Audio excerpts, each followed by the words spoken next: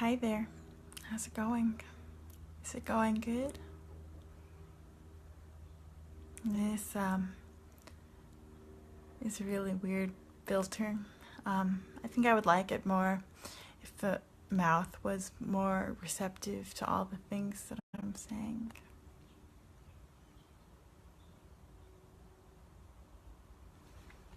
Okay.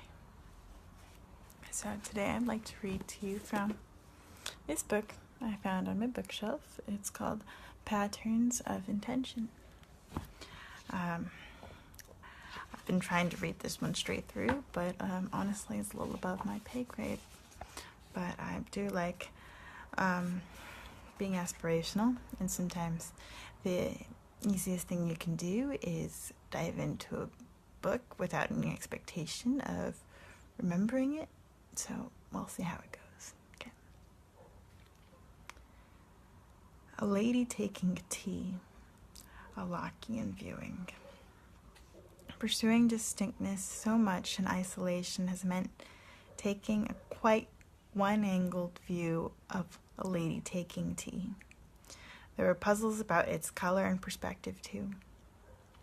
I want to return to it once again for a more relaxed Lockeanistic viewing.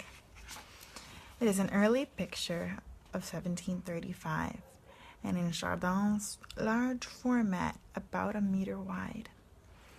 This bears on the base viewing distance 4 or 5 feet away, which is quite close. Would have been Lahir's recommendation, and this works very well. In 1703, Lahir took the leading part in a series of 3 meetings at the Academy of Architecture in Paris, during which the academicians,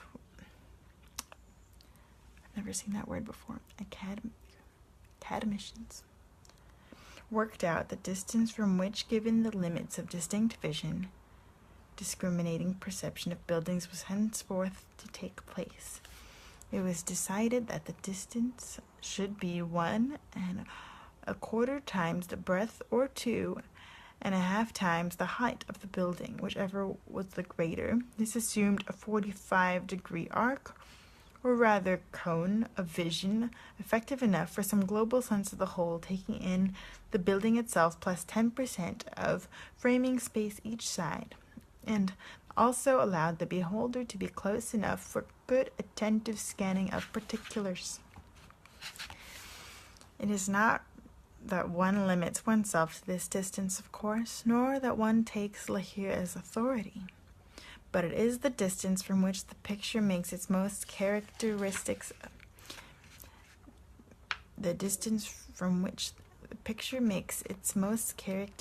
effects. The lady is depicted in a modified version of the Reniesque heroic lighting composition. Dim background, middle foreground, strongly lit from the left, and an accent front right. The accent is not so much of a highlight or luster as of hue, and this is something Chardin is progressively to develop and refine in later pictures. We shall come back to it. And this red table is not sharply removed from the determinately focused plane of distinctness on the line from the teapot hand, arm, and shoulder. Behind this, we are aware of paneling on the wall, the verticals of which do play a background part in how we scan the picture, but we are not quickly drawn to attend to it for itself. Instead, we are likely to attend to a drama, another Lockean drama, but this time of color in the front plane of distinctness.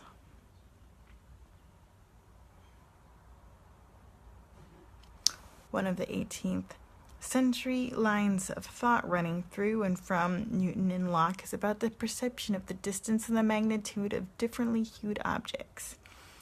Low refracted light and red-making light impinges on the retina more forcibly than high refracted light, for instance, blue-making light.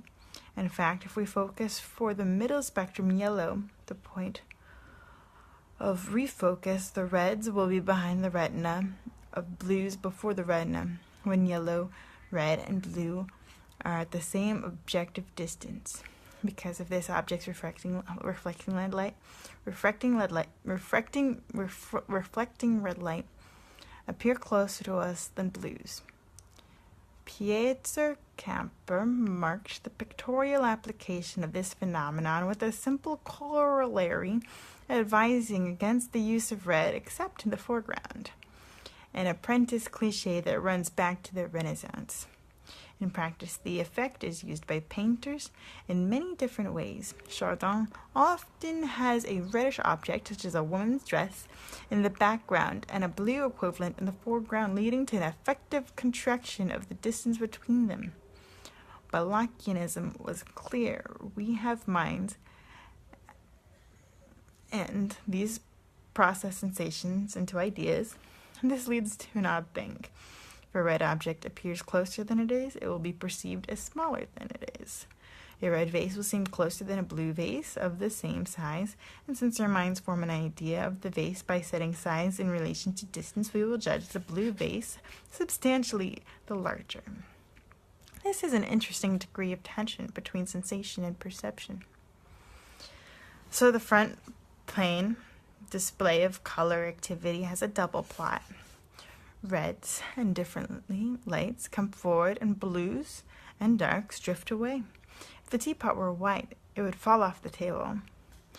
But at the same time, reds, and specifically the table, diminish as blues and darks expand. By making his accent the purely sensational one of blue, Chardin retains the perceptually more complex phenomenon of luster or scintillation for something else. Anyways, I'm going to go start cooking dinner.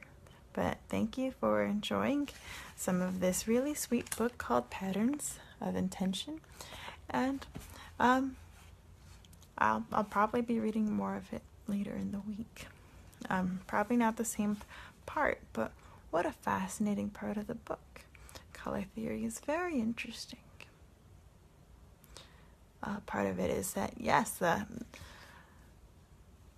the image is flat, and so we have to infer spatial positioning through size and color. So naturally, those things make stuff seem closer or farther, and there's no way to prove that because the painting is not real. It doesn't exist in space. It's flat. That's my guess anyways. All right. Well, ta-ta for now.